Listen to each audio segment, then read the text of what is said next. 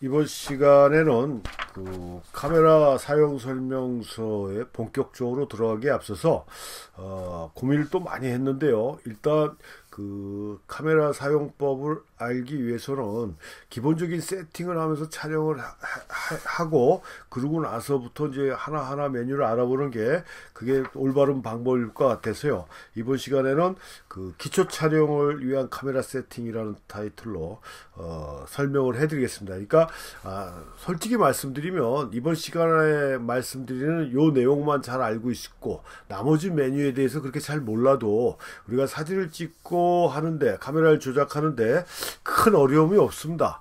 큰 어려움이 없는데 워낙 다른 기능들이 또 부가적으로 많이 있고 또 그걸 알고 싶어 하시는 분들도 있는 것 같아서 제가 전체적인 메뉴 설명을 해드리겠다라고 해서 시작한 강의거든요. 그렇지만 하여튼 이번 시간이 어떤 면에서 자신의 카메라를 제대로 세팅을 하고 조작을 해서 촬영할 수 있는 가장 중요한 파트다라는 점을 새삼스럽게 강조하면서 이 강의를 진행하도록 하겠습니다. 그래서 처음에 사진을 찍기 위해서 카메라를 만지기 위해서 그러니까 조작하기 위해서 가장 먼저 해줘야 되는 게 감도를 맞추는 겁니다. 감도. 우리가 이제 일반적인 거는 감강도라고 얘기를 하죠. 우리나라는 특히 요즘 워낙 긴 제목이나 말들이 많다 보니까 줄임말로 하는 게 가장 그 일반적인 상황이 돼버렸는데요. 이 감도도 옛날부터 감강도인데 그냥 감도 우리가 이렇게 얘기를 합니다. 그래서 이 감도라는 건 뭐냐면 이 빛에 반응하는 속도를 우리가 감도라고 얘기를 합니다. 그러니까 빛이 많아야 내가 촬영하는 조건을 맞춰주든가 아니 빛이 작아도 내가 촬영하는 조건을 맞춰주든가 해서 어떤 감도를 설정하느냐에 따라 셔터 스피드라고 해가지고 우리가 노출이라는 거 있다라고 그랬지 않습니까? 사진이라는 게 뭐라고 그랬습니까? 다른 강의를 좀 참고해서 들어보시면 더 좋을 텐데요. 사진이라는 게 우리나라는 그냥 사진이지만 실질적으로 사진의 원어가 포토그래피잖아요. 포토그래피. 빛으로 그린 그림이다라는 뜻의 그 합성어인데 이 빛을 얼마만큼 잘 조절하느냐가 사진 카메라에 있어서 가장 중요한 기능이에요. 그래서 디지털 카메라 자체가 이렇게 사용법이 많아지고 복잡해진 이유가 결론은 딱 하나다라는 얘기입니다. 노출을 제대로 맞추기 위한 그런 방법이에요. 모든 게. 그러니까 만약에 100가지의 기능이 있다 그러면 거의 99개의 그 카메라의 기능은 대체적으로 다 노출을 얼마만큼 정확하게 맞추고 조절하느냐에 모든 포인트가 맞춰져 있다라는 거고요. 그럼 노출을 맞추는 데 있어서 핵심적인 역할, 중추적인 기둥 역할을 해주는 게 요 감도라는 얘기입니다. 내가 감도를 어디에 두느냐에 따라 이미지 센서에 들어가는 빛을 많이 줄지 아니면 빛을 적게 줄지 셔터 스피드를 빨리 할지 조리개를 구멍을 크게 할지 작게 할지 이런 것들이 결정이 난다라는 얘기예요. 그래서 이 감도는 촬영을 하는 데 있어서 카메라를 조작하는 데 있어서 아주 핵심적으로 중요한 거고 가장 먼저 해줘야 되는 것이다 라는 얘기입니다. 그래서 우리 카메라 지금 우리가 사용하는 디지털 카메라에는 감도 다이얼 폭이 상당히 넓어졌죠. 우리가 필름 사진 같은 경우는 뭐 지금도 필름 사진 하시는 분들이 많지만 이 최소 감도가 25에서 최고 감도가 3200까지 뿐이 없습니다. 그러니까 우리가 지금 디지털에는 25는 없어요. 좀 고급 카메라라고 해서 좀 비싼 카메라들은 최저 감도가 L로 나와갖고 로우까지 있으니까 그게 50인데 일반적으로 100, 어떤 카메라는 200, 최저가 200 이렇게 돼 있는 경우가 많은데요. 근데 최고 감도는 상당히 높아졌죠. 그래서 뭐 제가 종류별로 감도가 몇 가지 있는지 모르겠지만 제가 마지막으로 들었던 건 소니가 뭐 40만이 넘는 그런 감도, 최고 높은 감도 숫자가요 40만이 넘는 어마어마한 감도까지 지금 업그레이드가 됐다라고 제가 알고 있습니다. 그 정도로 이 감도의 폭이 상당히 넓어졌어요.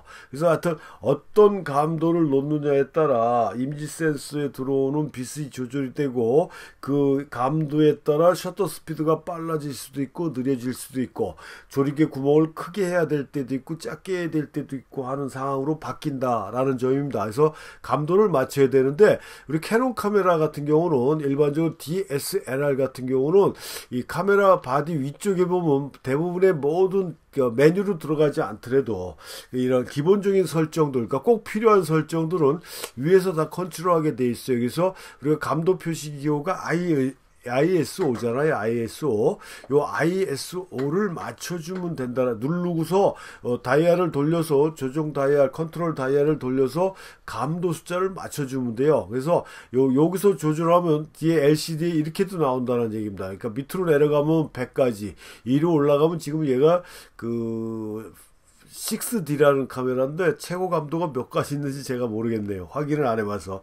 저는 감도를 이렇게 높게 설정해서 찍어본 경험이 별로 없기 때문에 아무튼 그래서 이렇게 감도 숫자가 높으면은 어떻게 됩니까? 셔터 스피드로 얘기하면 셔터가 빨리 열렸다 닫혀서 고속 셔터를 만들어낼 수가 있는 거고요. 조리개로 얘기하면 빛이 양이 작게 들어와도 되기 때문에 조리개를 조여주셔서 심도가 깊은 펜포커스 촬영이 가능하다라는 겁니다. 숫자가 낮으면 낮을수록 빛의 양이 적게 들어오기 때문에 슬로우 셔터로 찍어야 되는 경우하고 조리개 구멍을 크게 해줘야 되는 경우가 있다는 얘기예요. 그런 거를 내가 어떤 식으로 대상을 표현할 것인가에 따라 감도 숫자를 설정을 해줘야 된다는 얘기입니다.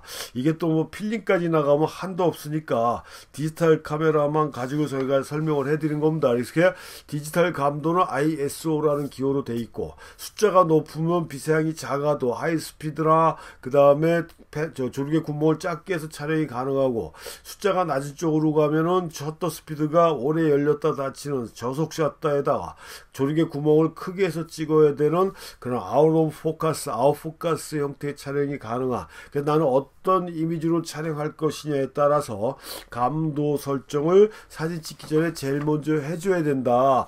여기 지금 보면 오토가 돼 있는데 이 오토로 놓게 되면 감도를 오토로 놓게 되면 여러분들이 의지하고 상관없는 엉뚱한 사진을 만들어 놓을 수가 있기 때문에 이 감도 오토는 절대 이용을 하지 않는 게 좋다라는 얘기입니다. 그렇게 봐주셔야 된다는 얘기예요. 그래서 다시 한번 말씀드리지만 카메라 설정을 하고 카메라 설정이 끝난 다음에 가장 먼저 해줘야 되는 게 이 감도 다이얼이다. 그래서 이 미러리스 카메라 캐논 요즘 나오는 미러리스 카메라 R 시리즈 같은 경우는 여기 누르면은 이 퀵 버튼 다이얼이라고 해야 되나요?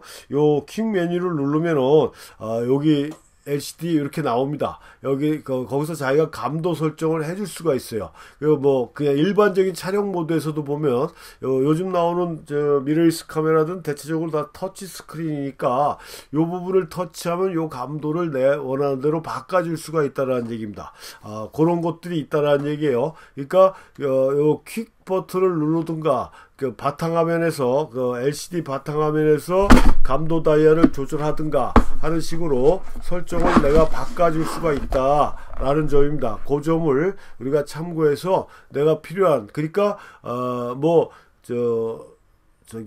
DSLR하고는 일단 간단하게 동선 자체가 찾아가는 동선 자체가 굉장히 편리하게 돼 있기 때문에 그렇게 어렵게 생각하실 필요는 없습니다. 아주 쉽게 내가 조절이 가능한 게 요 감도 다이얼이다. 그래서 또 터치 스크린이 되어 있기 때문에 훨씬 더 편리하게 해줄 수가 있다라는 얘기죠. 그래서 감도 다이얼을 마치고 그러니까 마치고 끝내는 게 아니라 맞추고 설정을 하고 그 다음부터 이제 촬영이 들어가 줘야 되는데 가장 먼저 해주는 게 이제 감도를 맞춘 다음에 그 다음에 해주는 게 뭡니까? 이게 우리가 이거 촬영 모드라고 얘기를 하는데요. 설정 모드라고 얘기할 수도 있고 촬영 모드인데요.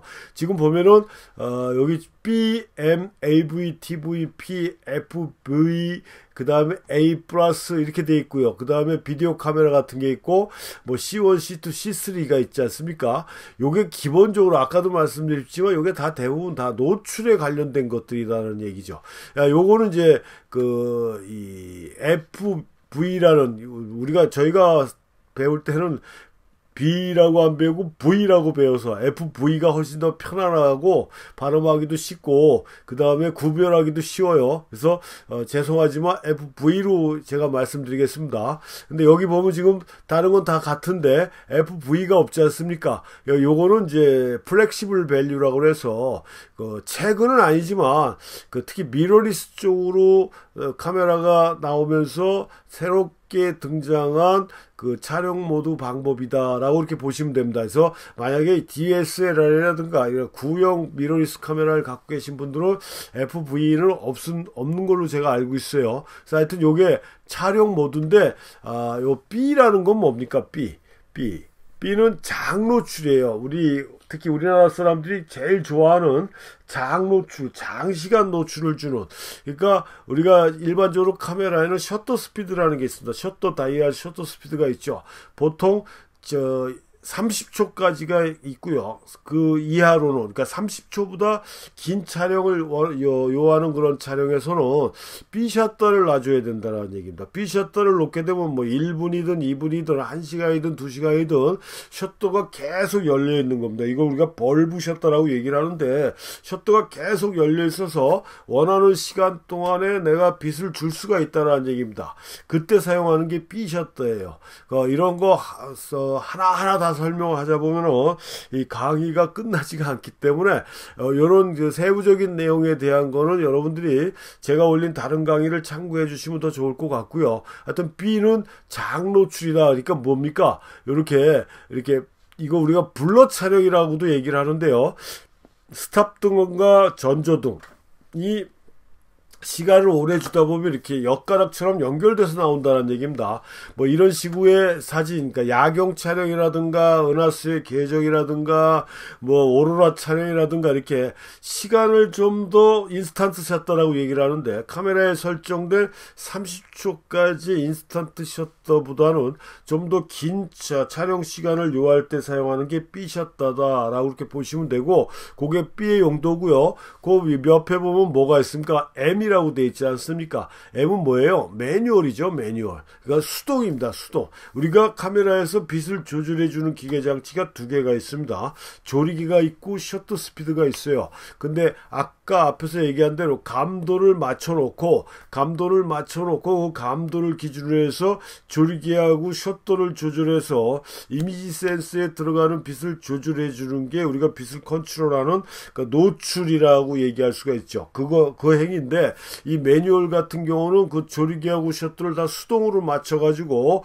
내가 원하는 노출값을 찾아줘야 되는 거예요. 그러니까 우리가 수동이라고 얘기하는 그걸 우리가 M이라고 얘기하고요. 모든 카메라 브랜드에서 공통적으로 사용하는 겁니다. 공통적으로. 그래서 조리기하고 셔터를 돌려서 우리가 제가 얘기하는 커서라는 게 있는데 그게 제로 포인트에 오게 해주면 기계적인 적정 노출이다라고 얘기할 수가 있습니다. 그래서 제로 포인트에 오게 해줘야 일반적으로 기계적으로 정상적인 빛이 들어갔다라고 인정하는 거거든요. 그걸 조절해 주는 게 수동인데 이 수동을 많은 분들이 상당히 어렵고 복잡하게 생각을 합니다. 근데 절대 어렵고 복잡한 게 아니고 저 같은 단순 무식한 사람도 알고 있기 때문에 절대 복잡하진 않아요. 단 하나 좀 귀찮은 거예요. 귀찮은 거고 좀 시간이 필요하다라는 겁니다. 무슨 시간이요? 기계를 조작하는 조작법에 대한 숙달되는 시간이 좀 필요한 것 뿐이지 복잡하고 어려운 건 절대 아니다. 그러니까 에스컬레이터 타고 올라가는 계단하고 걸어서 올라가는 거하고 어느 게 더 당연히 힘듭니까? 어렵지 않은 거잖아요. 계단 올라가는 게 어려운 게 아니죠. 힘든 거죠. 그러니까 매뉴얼이라는 게 수동이라는 게 이렇게 좀 힘들고 귀찮은 것 뿐이지 절대 복잡하고 어려운 게 아니다 라는 점입니다. 그래서 수동으로 조리기하고 셔터를 조절해서 이미지 센스에 들어가는 빛을 컨트롤 해주는 게 M 모드다라고 이렇게 보시면 되고요. 간단하게 말씀드립니다. 그 다음 모드 보면 TV가 있어요. TV가 뭐냐면 타임 밸류의 약자입니다. 타임 밸류라고 해서 다른 브랜드에서는 이걸 S라고 얘기를 합니다. 셔터 스피드에 셔터에 이니셜인 S를 붙여 놓습니다. 근데 이 캐논만, 그 다음에 캐논을 그렇게 유명한 브랜드는 아닌데 제가 다른 브랜드에서 하나 봤는데요, 이렇게 TV를 쓰는 데를 제가 보긴 했습니다. 그런데 하여튼 캐논만 일단 이렇게 쓴다라고 알고 계시면 돼요. 소니니, 그 다음에 니콘이니, 후지니 이런 데서는 요 TV라는 기호를 쓰지 않습니다.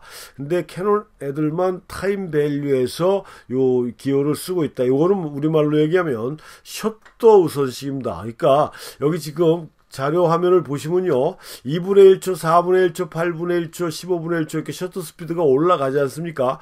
분의 1초예요. 1초를 500구로 나눈 거기 때문에 상당히 빠른, 셔터가 열렸다 닫히는 시간이 엄청나게 빠른 거죠. 그러니까 그런 것들은 어떻게 됩니까? 이렇게 스탑 모션으로 나온다는 얘기예요. 셔터 스피드가 올라가면 올라갈수록 우리 카메라에는 분의 1초라고 안 써있고 500, 250 이렇게 돼 있습니다. 1000, 2000, 4000, 8000. 요즘 나온 디지털 카메라는 8000까지가 최고 스피드로 제가 알고 있어요.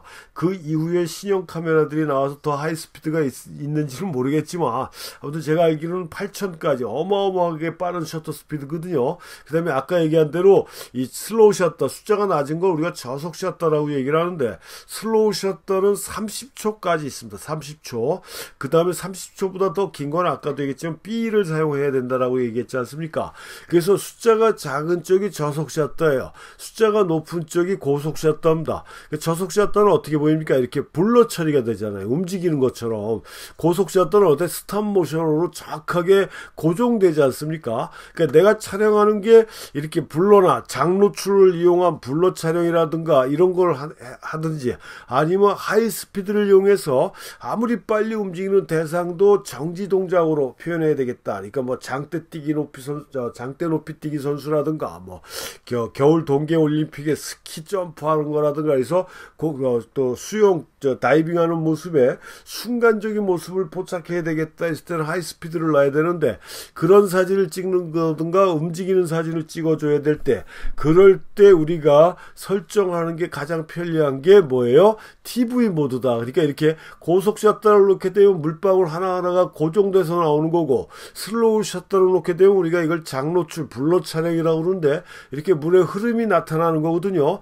요런 내 촬영 목적이 이렇게 동감을 표현하는 사진이 내 사진의 주종이다. 그럴 때는 TV 모드에 놓고 찍으면 좋다라는 얘기예요. 요거는 반자동입니다. 반자동. 아까 M은 뭐라 그랬어요? 수동이라고 그랬잖아요. 셔터 스피드 다 맞춰야 되고 조리개 다 맞춰서 조절해 줘야 되는 게 수동 모드인데, 이 TV 모드는 반자동 모드라 나는 움직이는 것처럼 이렇게 찍고 싶다. 오른쪽 화면처럼. 그러면 셔터 스피드를 느리게 해주면 돼요. 2분의 1초, 4분의 1초. 대상의 운동하는 속도감에 따라 8분의 1초 이렇게 선정을 해서 선택을 해주면, 그렇게 설정을 해주면 조리값이 자동으로 설정이 되는 반자동 모드다. 그렇게 사용하는 게 TV 모드다 라는 점입니다. 그렇게 사용하는 게 이제 TV 모드고요. 그 밑으로 보면 또 뭐가 있습니까? AV 모드가 있잖아요. 여기 지금 아파처라고 되어 있죠. 조리개 우선식이라는 얘기입니다. 조리개 우선 모드라는 게 AV예요. 이것도 마찬가지 TV 모드처럼 반자동 모드입니다. 반자동. 그러니까 여기도 보시면 우리가 조리개값을 표현하는 걸 F값이라고 얘기하는데요. F1.4, F2, F2.8, 4, 5.6, 8, 11, 16, 22, 32 이렇게 돼 있어요. 숫자가 작은 쪽으로 갈수록 조리개 구멍은 커지는 거고요. 숫자가 큰 쪽으로 갈수록 조리개 구멍은 작아집니다. 그래서 여기 밑에 화면을 보시면은 숫자가 작은 쪽으로 가서, 조리개가 작은 쪽으로 가서 숫자가 큰 쪽으로 세팅을 하게 되면 선명도가 어땠습니까? 근경부터 원경까지 선명해지잖아요. 근데 구멍이 큰 쪽으로 가면 어떻게 되죠? 내가 초점 맞은 인물만 선명하고 뒷부분이 이렇게 흐려지는 거예요. 우리가 이걸 갖다가 아웃 오브 포커스, 일반적으로 그냥 아웃 포커스, 다른 말로 심도가 낮다라고 얘기를 하는데, 이걸 가지고 또 궁금해하는 분들이 있습니다. 이 아웃 오브 포커스는 초점이 안 맞는 상황을 얘기하는 것인데 일반적으로 그런 용어를 너무 뭐 어쩌고 저쩌고 쓴다 이렇게 꼭 아는 체 하는 사람들이 있습니다. 그냥 넘어가도 되는데 우리나라에서만 쓰고 있어요. 아웃 오브 포커스, 아웃 포커스. 그러니까 뒷배경이 흐려지는 거. 일반적으로 뭐 스마트폰에도 그런 설정들이 돼 있는데 그냥 그 다른 나라에서 쓰지 않더라도 우리나라 그러니까 외국어가 된 거라고 보시면 되겠습니다. 그러니까 그런 거 가지고 그렇게 깊이 골치 아프게 생각할 필요가 없어요. 그냥 아웃포커스면 아웃포커스인가 보다. 그럼 이 이름은 어디서 나왔을까? 뭐 이 이름의 유래를 알아야 좋은 것도 있지만 뭐 사진이란 용어 자체의 유래를 알아야 우리가 사진을 이해하는 데 도움이 되는데 그렇지 않은 경우는 그냥 일반적으로 그냥 정해진 이름인가 보다라고 생각하시면 되는데요. 유튜브 같은데 제가 강의를 올려놓으면은 그거 갖고 이렇게 또 말꼬리를 잡는 사람들이 있습니다. 그런 사람들은 사진 진짜 못 찍는 사람들이라는 것만 다시 한번 확인시켜주는 방법이라는 것을 말씀드리면서 이 조리개 구멍을 크게 하며 그러니까 숫자가 작은 쪽으로 가면 구멍이 커지고 숫자가 큰 쪽으로 가면 구멍이 작아져서 데스 오브 필드라고 해서 우리가 이걸 피사계 심도라고 얘기하고 피사계 심도가 깊다, 피사계 심도가 낮다라는 식으로 얘기를 합니다. 그러니까 그 심도가 낮다, 깊다를 우리는 그냥 영어로 낮은 걸 아웃포커스, 깊은 걸 펜포커스 이런 식으로 얘기를 하는 것이다. 그래서 조리개에 대한 자료 사진은 이렇게 심도를 낮게 했을 때 어떤 형태가 되고 심도를 높게 했을 때 아웃포커스가 펜포커스가 되고 하는 형태로 이런 조리개를 가지고 촬영하는 사진이니까 심도를 우선적으로 표현하는 그런 형태의 사진이 자기가 찍고자 하는 사진에 표현하고 하는 사진에 가장 중심적이다 했을 때는 M모드도 아니고 M모드로 해도 되죠. M모드로 하는 건 어떻게 하냐면 일단 조리개를 내가 만약에 아웃포커스 하고 싶어요. 그러면 조리개 숫자를 작은 쪽으로 뭐 4에다 설정을 해놓고 그 다음에 4를 기준으로 셔터 다이얼을 돌려서 제로 포인트에 오게 해주면 노출이 맞는 거거든요. 그러니까 아까 얘기한 AV는 뭐예요? 조리개를 4에 놓으면 셔터가 자동으로 설정이 돼갖고 그냥 셔터만 누르면 된다라고 얘기했는데 수동은 뭡니까? 조리개 4에 놓고 또 셔터 다이얼을 돌려서 빛의 조절해 줘야 된다라는 그런 번거로움이 있고 귀찮음이 있다라는 얘기잖아요. 그 차이라는 얘기입니다. 그러니까 수동으로 해도 되지만 좀 귀찮고 하시는 분들은 AB 모드에 놔도 상관이 없다라는 점을 말씀드리고요. 그 다음에 우리가 이제 알아야 되는 게 알아야 될 건 아니지만 그러니까 일반적으로 AV 모드를 가지고 촬영을 하면은 뭐 그 세 가지 중에 한 가지만 선택해도 큰 문제는 없습니다. 저는 뭐 주장하는 게 M 모드를 쓰라라는 걸 항상 강조를 하지만 M 모드는 아까도 말씀드렸듯이 어느 정도 시간을 좀 요한다. 숙달되기까지는. 근데 그게 숙달이 되면요 반자동이나 자동 모드보다도 훨씬 더 편리해요. 근데 그게 이제 숙달되기 전에는 그냥 AV나 TV 모드로 설정을 해놓고 찍어도 된다라는 거고. 지금 말씀드린 P, 그 다음에 FV, 그 다음에 A+, 그전 카메라들은 그냥 A로 돼 있고 초록색 표시로 돼 있고 아니면 초록색 박스 형태로 돼 있는 경우도 있는데 일반적으로 요즘은 A하고 플러스로 이렇게 나옵니다. 초록색 글씨로요. 그래서 P는 뭐냐면 프로그램 모드를 얘기하는 겁니다. 프로그램 모드. 그 다음에 FV는 뭐냐면 플렉시블 밸류, 그러니까 융통성이 있다라는 얘기겠죠. 그러니까 하나에 고정된 게 아니다라는 거고, A는 오토의 약자입니다. 그러니까 요 세 가지의 공통점은 뭐냐면 자동 모드라는 얘기예요. 자동 모드. 근데 요 A는 완전 자동이에요. 그러니까 감도, 셔터, 조리개 모든 걸 내가 컨트롤 해주는 게 아닙니다. 그냥 A에 놓고 셔터만 누르면 돼요. 셔터만. 그러니까 실질적으로 이건 내가 찍는 게 아니라 카메라가 찍는 거죠.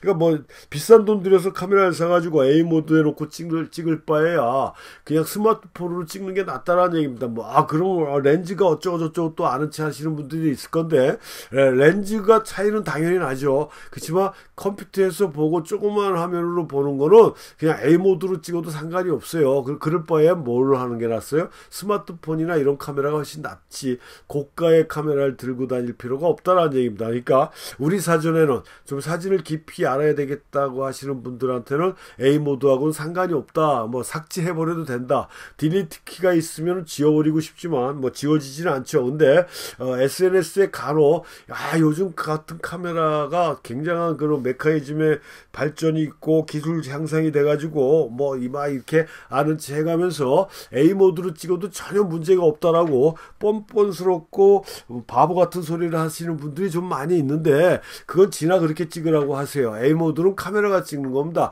사진은 내가 찍어야 되는 거죠. 내 생각, 내 마음을 전달하기 위해서는 내가 어느 정도 조절을 해줘야 되는 거고, 조금 부족하더라도 내가 부족한 만큼 조절해서 내가 표현하고자 하는 이미지를 찾아내는 거지, 그냥 셔터만 팍팍 눌러서 그냥 자동으로 형성된 거는 결과적으로 자신의 이미지라고 볼 수가 없습니다. 삼천포로 빠지기 전에 제가 또 한번 이 마음을 좀 다스려야 될 것 같고, 그게 A 모드예요. 근데 이 프로그램은 뭐냐면 옛날에는 프로그램하고 A하고 같은 개념이었어요. 그러니까 프로그램이라는 게 오래전에는 없었다가 A하고 프로그램을 분리했어요. 그래서 이 프로그램 모드 같은 경우는 자동은 자동인데 좀 틀려요. 감도도 바꿀 수가 있고요. 노출 보정도 가능합니다. 그러니까 아까 잠깐 얘기했지만 처음 들으신 분들은 헷갈릴 거예요. 분명하게 제 강의를 딴 강의를 찾아서 들으셔야 돼요. 이 노출 맞추는 거에 대한 거. M에 놓게 되면은 제로 포인트에 놔야 된다라고 그랬지 않습니까? 그러니까 제로 포인트에 놓는다라는 건 기계적인 적정 노출이라고 제가 지나가는 듯한 말로 제 앞에서 조금 전에 말씀드렸습니다.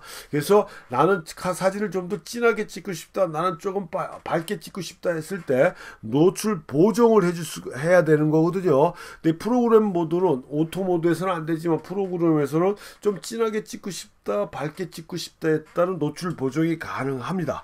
그 다음에 그 조리개 값을 바꾸면 셔터 스피드도 동시에 같이 바뀌어져 가지고 이 조절이 가능해요. 그러니까 자동으로 설정된 노출 값이지만 거기서 5.6 나는 4나 1.2 정도로 열어야 돼 했을 때 돌려버려도 그럼 거기에 따라서 셔터 스피드가 자동으로 바뀌기 때문에 그렇게 조리개 값이나 셔터 값을 바꿔줄 수가 있다라는 거고요.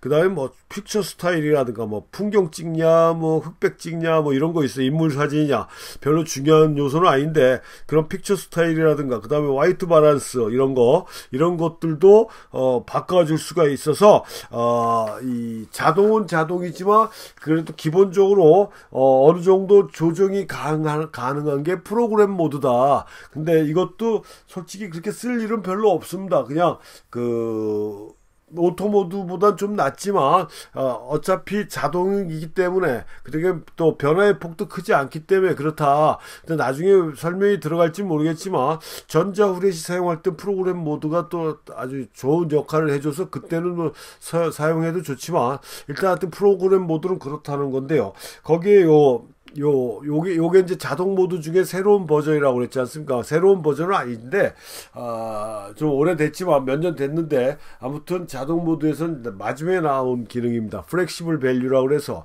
얘는 자동은 자동인데요. 다 바뀌어요. 수동처럼 다 바뀌어요. 근데 하나 바꾸면 따라가는 게 아니라 내가 의미대로, 그러니까 조리개 값 바꾸면 셔터 스피드는 그냥 있는데, 조리개 값 바꾼 거에 맞춰서 그 노출이 살짝 보정만 될 뿐이지 크게 변화는 없다라는 얘기예요. 그러니까 저는 요즘 솔직하게 말씀드리면 뭐 M 모드도 아니고 강의할 때는 M 모드를 써라라고 강조를 하지만 저는 요즘 대부분 FV 모드를 놓고 촬영을 합니다. 그래서 감도 다이얼도 바꾸고 조리개도 바꾸고 뭐 여러 가지 모든 기능을 다 바꿔서 수동처럼 사용할 수가 있는데, 그 바꿨을 때 언밸런스가 나는 게 아니라 바란스를 내가 뭘 바꾸든지 간에 자동으로 또 맞춰준다라는 얘기입니다. 그게 플렉시블 밸류라 세상이 참 편해지고 좋아진 건 사실이다.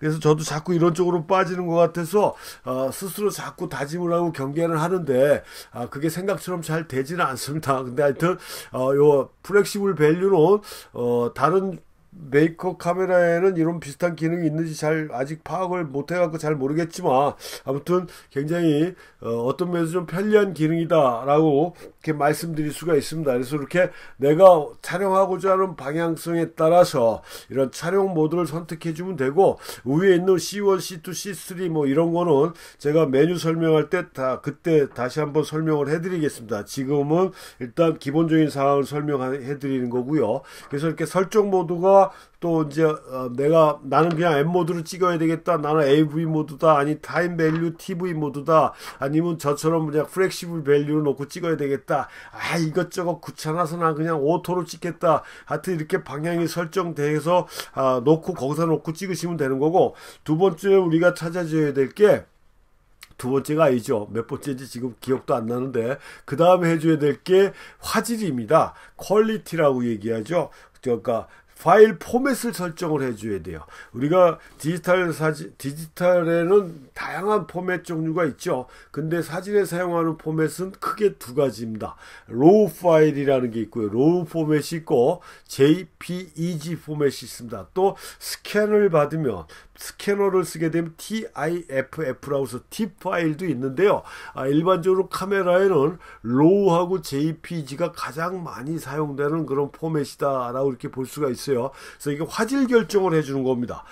그래갖고 지금 참고적으로 보면 L이 있고 미디움이 있고 S가 있잖아요. 그러니까 라지, 미디움, 스몰 이거예요. 근데 뭐 1, 2, 3 S1, S2 뭐 이런 식으로 돼 있고, 지금 이빨 빠진 것처럼 이렇게 돼 있지 않습니까? 미디움도 마찬가지고요. 라지도 마찬가지고, 그냥 라지로 이빨 빠지지 않은 가장 제일 큰 사이즈로 설정을 해주는 게 좋아요. 초창기 디지털 카메라 같은 경우는 메모리 카드의 용량도 작지 뭐 이러다 보니까 이 파일 자체를 좀 줄여서 찍는 경우도 참 많았는데, 지금은 절대 요게 필요가 없습니다. 이 파일이 작다라는 건 뭐 SNS나 이런 데서 인터넷상에서 사용하기 위해서 파일을 작게 찍는 거는 좋지만, 이건 나중에 프린트라든가 내가 원하는 다른 목적으로 사용하고자 할 때는 퀄리티가 많이 떨어집니다. 그러니까 요즘 메모리 카드 용량도 커지고 뭐 컴퓨터 사양도 좋아졌기 때문에 가능하면 라지로 설정을 해주시는 게 좋다라는 얘기고요. 요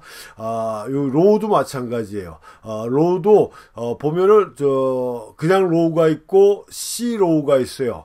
요거는 C가 무슨 약자인지 모르겠어요. 컴팩트 약자인지.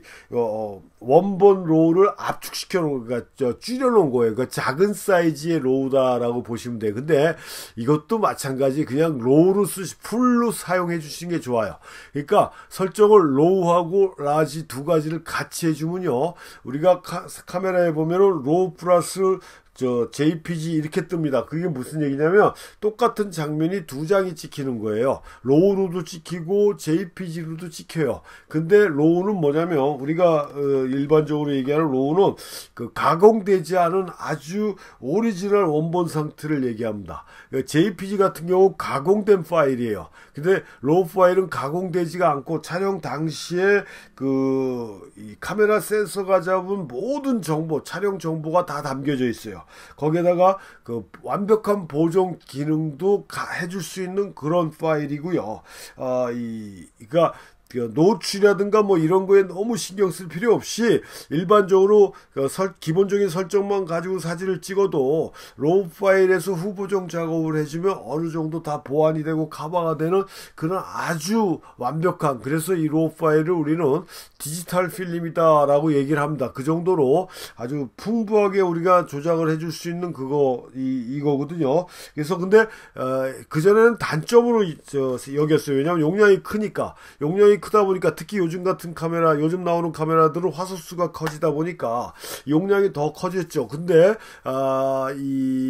실질적으로 이렇게 메모리 카드를 아까도 말씀드린 대로 요즘 나오는 메모리 카드는 동영상 기능까지 뭐 다 포함을 시켜야 되다 보니까 메모리 카드 용량들도 상당히 커져갖고 이 동영상 파일보다는 로우 파일이 작아요. 그러니까 전혀 지장이 없다라고 보시면 돼요. 저장하는 데도 지장이 없고요. 그 다음에 사진 작업을 하시려면 어느 정도 컴퓨터 사양이 맞춰줘야 되기 때문에 기본적인 사양에서 이 로우 파일이라고 이렇게 버벅대는 경우도 덜하다는 얘기입니다.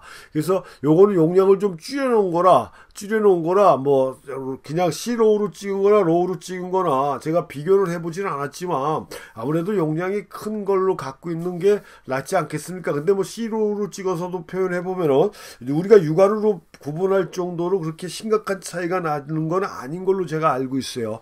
그래도 그냥 가능하면 로우로 찍는 게 낫다. 그냥 JPG는 뭐냐면 압축 파일입니다. 압축 파일이라 이 컴퓨터상에서 이 로우 파일은 컴퓨터상에서 바로 보이질 않아요. 그러니까 우리가 사진을 보려고 폴더를 사진 폴더를 놓고 이렇게 클릭을 하게 되면 로우 파일은 열리지가 않습니다. 보이질 않아요. JPG는 보이죠. 그 차이가 또 단점이고 장점이라고 될 수가 있는데, 요즘은 뭐 포토샵 같은 경우나 라이트룸에서 바로 연결이 돼가지고 로우 파일도 화면에서 볼 수 있게 나오죠. 뭐 그런 거가 있기 때문에 그렇게 불편한 상황은 아니다. 근데 아무튼 JPG는 이 용량 자체를 확 줄여버립니다. 그래 20메가의 화소인데도 폴드에서 이렇게 우클릭해서 눌러보면요, 뭐 8메가 뭐 이런 식으로 확 줄어져 있어요. 그러니까 굉장히 많이 줄인다는 얘기죠. 왜냐하면 용량을 확 줄였기 때문에 컴퓨터에서 좀 불러서 작업하고 뭐 하는데 상당히 신속하고 빨리 처리가 된다는 얘기입니다. 그 특징 하나만 갖고 있지, 실질적으로 압축이 되는 과정에서 촬영 당시의 정보라든가 이런 것들이 많이 손실되고 파손이 됐기 때문에 정밀한 사진을 만들어내는 데는 문제점이 있다라는 얘기입니다. 근데 뭐 분명한 건 그 인터넷상에서 보는 SNS나 컴퓨터상에서 보는 건 큰 지장은 없습니다. 하지만 사진은 최종적으로 뭘 갖고 판단을 해줘야 되냐면 프린트 된 걸 갖고 판단을 하는 거거든요. 그러니까 프린트 할 때 또 중요한 게 뭐예요? DPI잖아요. 해상도인데 이 DPI를 우리가 JPG는 기본적으로 72를 가지고 움직여 주는데요. 이 로우 파일은 내가 원하는 DPI를 설정해 줄 수가 있었는데, 저도 그 부분에는 잘 모르지만 인쇄나 이런 목적에서 프린트할 때 가장 좋은, 일반적으로 많이 사용되는 게 300 DPI라고 얘기를 들었는데, 뭐 이렇게 DPI를 내가 설정해서 로우 파일을 수정 작업을 해줄 수가 있어서 훨씬 더 그러니까 전문가적인 입장에서는 로우 파일이 좋다. 그러니까 여러분들이 촬영하는 사진이 좋고 나쁜 걸 떠나가지고 언제 어떤 용도로 사용될지 모르기 때문에 가능하면 두 가지 형태를 같이 조합해서 설정을 해서 촬영해 주시는 게 낫다. 그냥 로우만 가지고 찍어도 상관없고요. JPG만 설정해서 찍어도 상관없어요. 근데 저는 그냥 제 개인적인 생각으로는 로우 플러스 JPG를 해주는 게 좀 낫지 않겠는가라는 거를 얘기해 드리는 겁니다. 그래서 그런 점들을 아셔갖고 퀄리티를 설정을 해주시면 좋고요. 그 다음에 퀄리티 다음에 해줘야 될 게 뭐가 있습니까? 앞에서 잠깐 지나간 화이트 바란스입니다. 화이트 바란스. WB라는 얘기를 하고 있는데요. 이 화이트 바란스 같은 경우는, 묻지도 따지지도 말고 일단 어디다 놓으시면 돼요? AWB에 놓으시면 돼요. 근데 AWB가 있고 AWW가 있어요. AWW가 있습니다. AWBW, 그냥 AWB 이렇게 되어 있는데, 요거 약간 따뜻한 느낌의 색깔로 만들어 준다라고 얘기를 합니다. 저는 W 요거 놓고 찍어보진 않았어요. 그냥 무조건 AWB인데요. 뭐 이거에 대한 사항들을, 뭐 이건 지금 태양광이고 요건 맑은 날 그림자진 거, 흐린 날, 백열등, 형광등, 후레쉬 쓸 때, 그 다음에 요거는 그 커스텀이라고 그래서 자기가 설정을 해주는 거고, 켈빈도, 색온도를 맞추는 그 켈빈도라는 게 있거든요. 이런 걸 설정해 주는 건데, 제가 뭐 이것도 제 주관적인 생각일 수는 있지만, 분명한 건 요 나머지는 무시해도 상관이 없다. 요걸로만 해도 훨씬 여러분들이, 색깔이라는 건 주관적인 컬러입니다. 주관적인. 일반적인 통상적인 컬러는 존재할 수가 없어요. 그 다음에 지금 나중에 카메라 메커니즘에서는 어떻게 될지 모르겠지만, 실질적으로 이 카메라는 우리가 인간은 뭐 형광등 밑에서 보든가, LED 조명 밑에서 보든가, 뭐 백열등 밑에서 보든가, 태양광 밑에서 보든가, 어떤 광원을 해서 봐도 항상 뭐 똑같이 봅니다. 빨간색인 빨간색, 파란색인 파란색 이렇게 보는데, 이 기계는 그렇지가 않다라는 얘기예요. 보는 광원에 따라서 컬러를 느낌이 달라지기 때문에 다른 색깔이 들어온다는 얘기거든요. 근데 여차 잘못하면 잡색들이 낄 수 있다라는 거고, 근데 오토 화이트 바란스는 내가 촬영하는 공간에 있는 광원에 여러 가지 조합이 있더라도 그걸 종합해서 가장 일반적인 형태의 색깔로 만들어 준다는 얘기입니다. 그리고 그렇게 만들어진 색깔을 자신만의 주관적인 컬러로 뭐 이미지 편집 프로그램, 일반적으로 우리가 많이 사용하는 라이트룸이나 뭐 하다못해 포토샵에서 조절을 해주시면 된다는 얘기지, 촬영 당시에 이걸 가지고 내가 컬러를 컨트롤해야 되겠다라는 생각은 버리시는 게 좋다는 얘기고, 여기서 또 이 말 나오면 제가 빠지지 않고 해드리는 말이 있는데, 뭐 이렇게 SNS 상에서 올라온 얘기들 보면 어떤 카메라 바디를 샀더니 어떤 렌즈를 썼더니 아주 기가 막힌 컬러를, 아주 죽이는 컬러를 만들어내더라 라는 얘기는 지 눈에만 그렇게 보인다라는 얘기입니다. 절대 그럴 수는 없다라는 얘기예요. 컬러는 주관적인 색깔로 내가 찾아주는 겁니다. 그 다음에 카메라 메이커마다, 브랜드마다 특정한 컬러에 좀 더 강하게 반응하는 경우는 있을 수가 있지만, 그 모든 컬러를 정상적인 컬러로 재현한다라는 건 불가능하다라고 보셔도 절대 틀린 말이 아니다 라는 점입니다.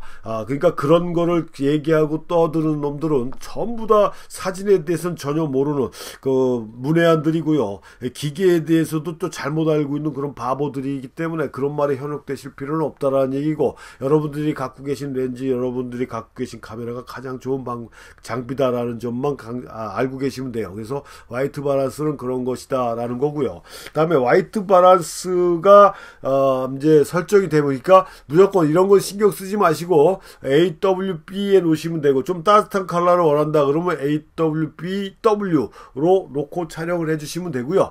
그 다음에 이제 뭡니까, 드라이브 모드인데 이건 중요한 게 아니죠. 드라이브 모드, 요게 지금 드라이브 모드거든요. 이 드라이브 모드 같은 경우도 어디야, 저기 메뉴에는 없습니다. 이 퀵 버튼을 눌러야 나와요. 그걸 눌러줘야 여기 밑에 화면에 이렇게 뜨는 거거든요. 그래서 지금 보면 요게 이제 아시겠죠? 요걸 한 장씩 찍는 거고요. 요 연속 촬영 하이에요. 그게 뭐 따다다다닥 찍는 거죠. 그래서 카메라 신형 모델이 나오면은 뭐 1초에 몇 프레임 찍는다 막 떠드는데, 나는 정물 사진 찍고 풍경 사진 찍고 슬로우 셔터를 가지고 촬영하는 게 주 촬영의 특징인데, 연속 촬영이라든가 1초에 몇십 프레임을 찍는 거하고 나하고는 상관없지 않습니까? 그런 식으로 업그레이드 됐다고 카메라 값만 올리는 거 보면 저는 아주 우라통이 터지는데요. 말 나온 김에 카메라에 스틸 카메라만 대면 됐지 동영상 기능까지 집어넣어가 카메라 가격이 엄청나게 천정부지로 올라가 버렸습니다. 이것도 불만 중에 하나인데, 그럼 어쩔 수가 없죠. 뭐 지네들이 그렇게 만든다니까 우리 소비자를 아주 우습게 보는 경우지만 뭐 방법이 없습니다. 그래서 연속 촬영 모드로 놓든가, 요건 셀프 타이머죠. 셀프 타이머는 옛날에는 뭐예요? 요즘은 뭐 리모트 컨트롤도 있고, 그 다음에 스마트폰 앱으로 해갖고 카메라를 컨트롤할 수 있는 여러 가지 다양한 방법이 있지만, 그전에는 그런 게 없었기 때문에 누가 나를 찍어줄 수 없는 상황에서 셀프 타이머에 놓고 촬영하는 그런 경우들도 많았습니다. 근데 그때 사용되던 카메라 적인데, 요즘은 여기 지금 잘 안 보이실지 모르겠지만 리모트 컨트롤로 조절할 수 있는 그런 기능까지 돼갖고, 그 다음에 장노출에서 삼각대를 카메라에 받쳐놨더라도 셔터 버튼을 누른다고 바디를 만지게 되면 미세한 떨림이 생길 수가 있다. 그래서 절대 카메라를 슬로우 셔터 장노출 상태에서는 안 만지는 게 낫고, 이 셀프 리모트 컨트롤이나 뭐 하다못해 전자 릴리즈나 뭐 이런 게 없을 때는 이 셀프 타이머를 넣고 셔터를 누른 다음에 그 짧은 시간에 진동이 멈추게 해서 촬영해 주는 게 가장 안전한 방법이다. 근데 여러분들이 지금 사용하는 카메라에는 뭐예요? 떨림 방지 기능이 있지 않습니까? 또 그걸로 과신하는 분들도 있는데, 그런 것보다도 이런 걸 떨림 방지 기능을 사용하면서 셀프 타이머까지 사용한다라고 그러면 완전하게 내가 원하는 결과물을 만들어낼 수 있는데, 하여튼 그렇게 촬영 셔터의 동작에 대한 내용으로 요게 드라이브 모드입니다. 그렇게 설정을 해주시면 되는 거고요. 드라이브 모드 다음에 또 뭘 해주시면 돼요? 제일 중요한 거가 빠진 것 같은데요. 요거는 이제 AF 동작인데요. 여기 보면은 캐논 같은 경우는 그전에는 3가지였어요. 처음에는 2가지였다가 3가지였다가 다시 2가지로 왔는데, 요거는 모르겠습니다. 다른 지금 요 촬영은 지금 R6인데요. R5나 요거보다 비싼 R3라든가 이런 쪽에는 있는지 모르겠지만, 별로 그렇게 유용한 기능은 아니기 때문에 없어도 상관이 없습니다. 이 원샷 같은 경우가 있고 서버라고 돼 있지 않습니까? 그 뭐 5D나 이렇게 잘 많이 사용하던 이런 카메라에는 원샷, AI 서버, AI 포커스 뭐 이런 식으로 해서 세 가지로 나눠놨어요. 근데 이걸 그냥 서버라고 하나 돼 있는 게 원샷이란 거 뭐냐면 대상이 초점이 맞았을 때만 셔터가 눌러지는 거예요. 그러니까 좀 더 정확한 촬영을 해줄 수가 있는 거죠. 풍경이나 정물 촬영이 굉장히 유익하다라고 이렇게 볼 수가 있습니다. 근데 이 서버는 뭐냐면 움직이는 대상을 추적하면서 초점을 따라가 주기 때문에 움직이는 대상을 촬영하는데 유리하게 되어 있는 게 서버예요. 근데 뭐 참고사항으로 DSLR에 있는 AI 포커스 같은 경우는 원샷하고 서버를 합해 놓은 거죠. 그러니까 대상이 움직이지 않을 때는 원샷 기능으로 갔다가 대상이 움직이면 서버 기능으로 바뀌게 되는 이런 형태인데 그 기능 자체도 뭐 그래서 하여튼 저는 그냥 원샷에 놓고 움직이는 대상도 원샷을 찍습니다. 셔터 버튼을 반샷더를 계속 누르다 보면 움직이는 대상도 초점이 충분히 쫓아가면서 맞춰줄 수가 있거든요. 그러니까 매뉴얼은 얼마든지 응용이 가능합니다. 그 다음에 매뉴얼에 숙달이 되다 보면 자동보다도 더 빠르게 작동되고 내가 편안하게 조절이 가능해요. 그러니까 우리 같은 사람들은 오래전에 사진을 배웠지 않습니까? 아날로그 시대의 사진을 배웠는데 디지털 사진이 나왔다 그래서 재교육을 받지 않았어요. 왜냐하면 모든 기능이 다 아날로그에서 넘어온 거기 때문에 좀 더 편리해졌을 뿐이지 새로운 기능이 조작 방법을 알 필요가 없다라는 얘기예요. 근데 요즘 디지털 카메라로 이렇게 자동화된 카메라로 사진을 배우신 분들은 필름 아날로그 카메라를 주게 되면 사진을 다시 배워야 돼요. 운전도 마찬가지죠. 오토매틱으로 운전하신 분들을 스틱카 차를 주면은 운전 다시 배워야 됩니다. 그거나 마찬가지라는 얘기예요. 그래서 가능하면은 시간이 좀 여유 있다 그러면은 수동으로 놓고 매뉴얼로 놓고 촬영해 보시는 게 훨씬 더 오랜 사진을 할 수 있는 그런 방법이다라고 이렇게 말씀드릴 수가 있습니다. 그래서 원샷하고 서버라는 AF 그 선택 기준도 있고요. 그 다음에 어떤 면에서 제일 중요한 거라고 볼 수가 있는데요. 그러니까 아까 제가 시작할 때 뭐라고 얘기를 했습니까? 이 모든 카메라의 기능은 대부분 다 노출에 맞춰져 있다라고 그러지 않습니까?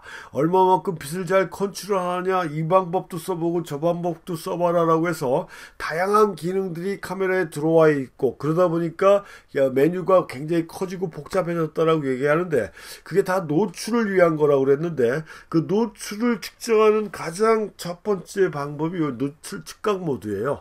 그래서 기본적으로 캐논은 네 가지를 주로 얘기를 합니다. 그래서 이게 좀 다분할 측강, 중앙 중첩 측강, 그 다음에 요게 부분 측강인가 봅니다. 그 다음에 요게 스포트 측강, 요게 중앙 중첩 측강이에요.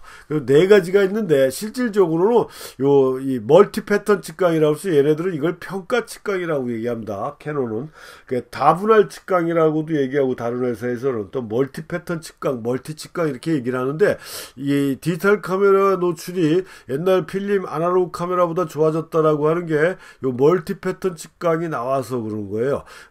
이 기계식 카메라에서는 이 중앙 중첩 측강, 그러니까 2분할이었습니다. 화면을 2분할 해가지고 중앙을 중심으로 해갖고 주변부 노출을 조합해서 노출을 측정을 해줬는데 요즘 나오는 건 여기 다분할입니다.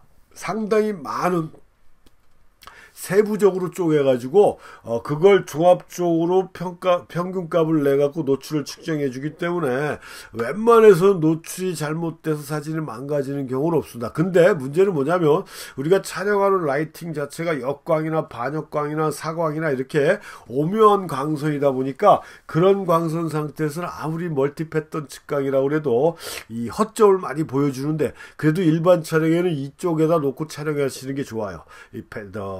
패턴 측강에다가, 그러니까 평가 측강이요.